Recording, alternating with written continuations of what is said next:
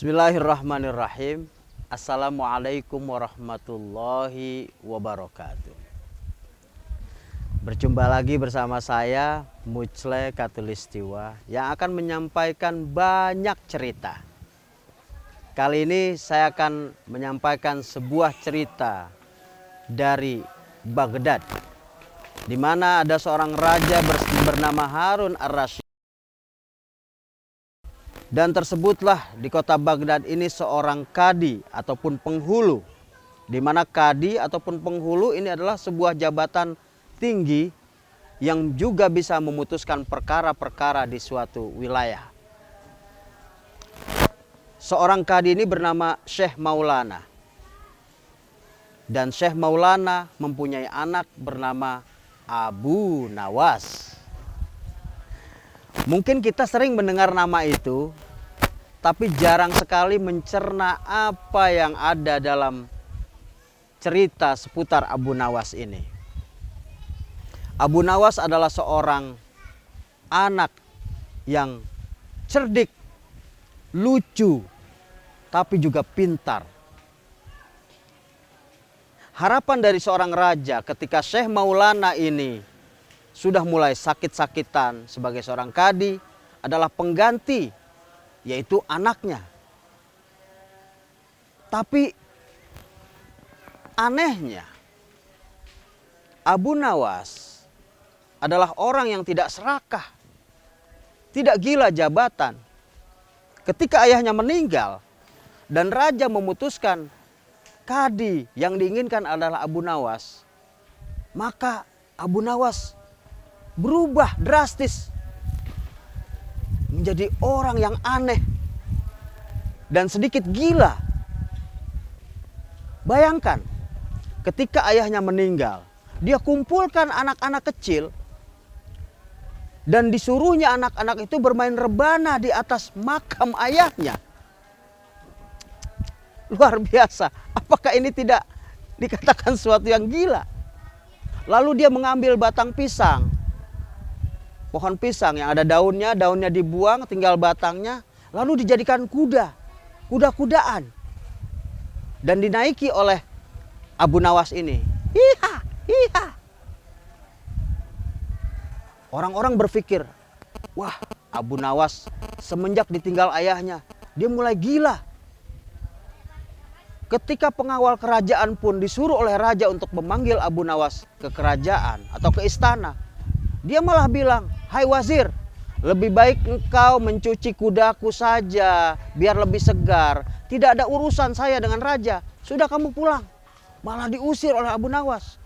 Lalu pengawal ini balik ke istana dan bilang, "Raja, Abu Nawas gila. Tidak mau dia dipanggil ke istana." Raja pun marah. "Kamu ini gimana? Suruh manggil Abu Nawas saja nggak sanggup. Kalau perlu paksa saja dia ke sini." Maka setelah dipaksa, Abu Nawas pun datang ke kerajaan. Bahkan ketika di istana, Abu Nawas berbicara yang aneh-aneh, berlaku yang sangat nyentrik dan di luar dari kebiasaan Abu Nawas itu.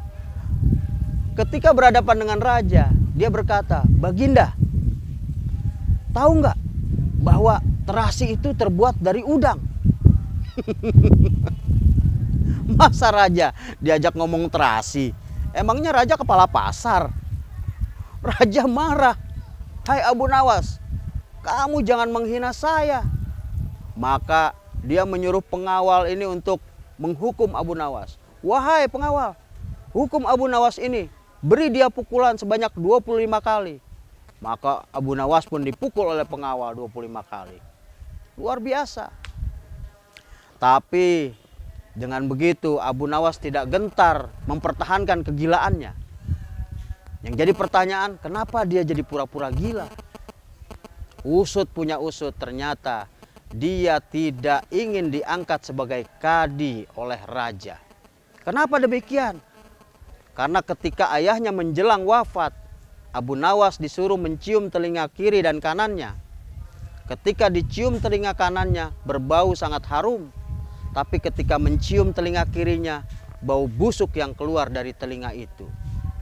Isyarat itulah yang membuat Abu Nawas selalu berpikir, dan ayahnya berkata, "Tahukah engkau, wahai Abu Nawas, kenapa telinga kananku harum, telinga kiriku ini berbau busuk? Karena ketika datang dua orang dengan perkaranya, yang pertama saya dengarkan dan orang kedua saya tidak dengarkan karena saya tidak suka kepadanya." Inilah yang membuat Abu Nawas berpikir bahwa berat sekali memutuskan sebuah perkara. Dan Abu Nawas tidak gila jabatan. Itu luar biasa. Ketika orang lain membuat perjanjian pun, ketika dia keluar dari istana setelah dipukul oleh raja, orang itu pun menuntut, "Wahai Abu Nawas, kita sudah berjanji, kalau kamu dapat hadiah dari raja, kita bagi dua, 50-50. Wah, Abu Nawas bilang, "Oke, sekarang tidak usah 50-50, 100%. Wah, 100% dikasih. Ketika itu pula Abu Nawas mengambil kayu dan memukul orang itu 25 kali. "Loh, kenapa Anda dipukul? Anda memukul saya, Abu Nawas." "Itulah hadiah yang diberikan raja kepada saya. Saya berikan kepada Anda semuanya. Nggak usah 50-50, 100%. Itu bukti ketidaktamakan seorang Abu Nawas terhadap jabatan. Sebaiknya kita juga banyak belajar dari cerita-cerita Abu Nawas. Mudah-mudahan bermanfaat. Wabillahi taufik wal hidayah. Assalamualaikum warahmatullahi wabarakatuh.